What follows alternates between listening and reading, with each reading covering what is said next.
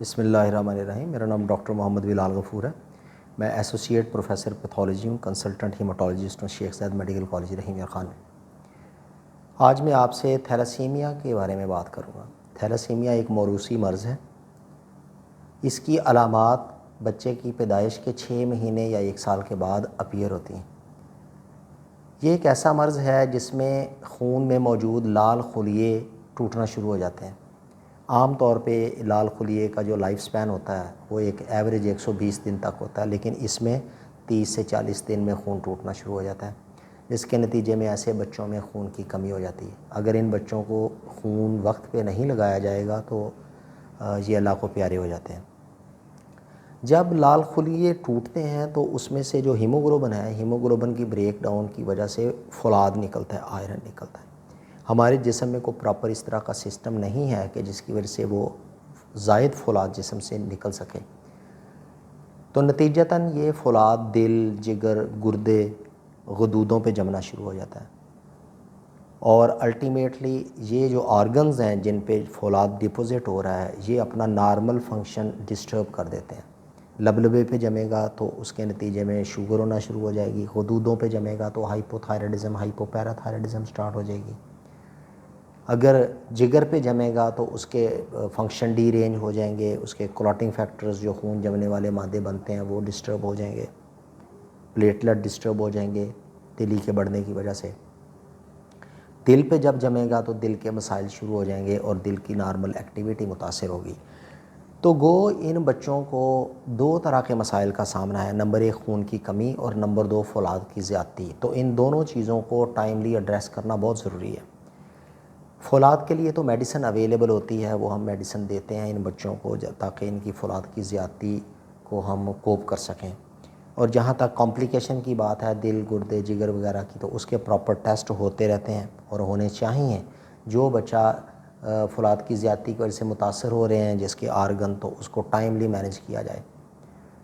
جو main problem ہے ان بچوں کی وہ ہے خون کی بروقت مہیا ہونا، کیونکہ کسی بچے کو 15 دن میں خون لگتا ہے، کسی کو 1 مہینے کے بعد خون لگتا ہے، اور اتنا خون والدین کے لیے ارینج کرنا ناممکن ہے۔ جب ان بچوں کے لیے پراپر خون کا بندوبست نہیں ہو سکتا، پراپر خون نہیں لگتا، تو یہ پھول مرجھانا شروع ہو جاتے ہیں۔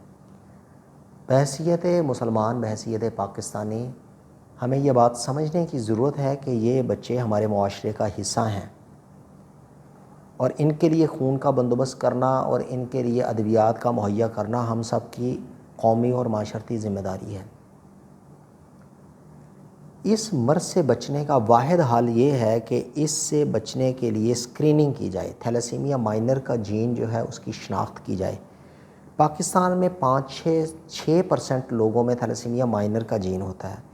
جب لڑکا لڑکی دونوں میں جن میں تھیلاسیمیا مائنر کا جین ہو اور شادی ہو جائے تو ہر حمل میں 25% چانس ہے کہ بچہ تھیلاسیمیا میجر کا ہو اور اس میں وہ علامات ہو جو میں نے ابھی بتائی ہیں آپ کو۔ تو اس لیے اگر شناخت میں تھیلاسیمیا مائنر کا جین ہو جاتا ہے لڑکا لڑکی میں تو ان کو شادی سے اوائڈ کرنا چاہیے۔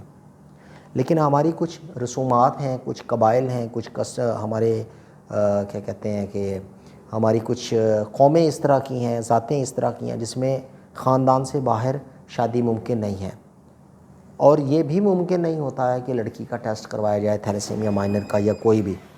تو اس کے نتیجے میں کیا ہے کہ شادی ہو جاتی ہے اور پتہ نہیں ہوتا کیریئر سٹیٹس۔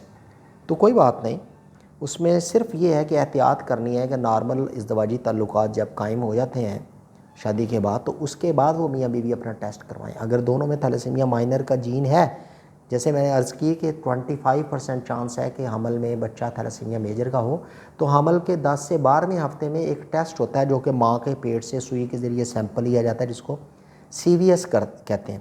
اس سے پتہ لگ سکتا ہے کہ یہ ہونے والا بچہ تھیلاسیمیا میجر کا ہوگا یا کہ نہیں۔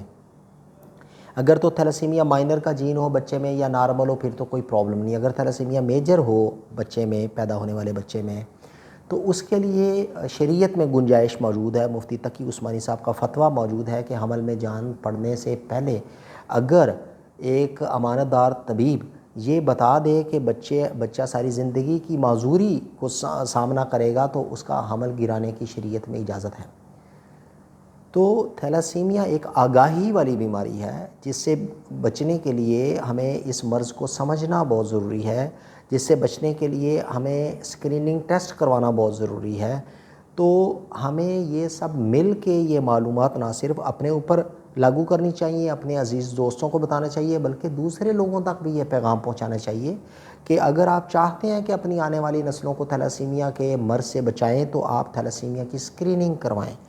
یہ فری آف کاسٹ آلموسٹ ہر بڑے ہسپتال میں موجود ہے، اس پہ کوئی خرچہ نہیں آتا ہے، لیکن یہ ہے کہ یہ تھوڑی سی تکلیف کے ساتھ ہم آنے والی نسلوں کو اس مرض سے بچا سکتے ہیں۔ شکریہ۔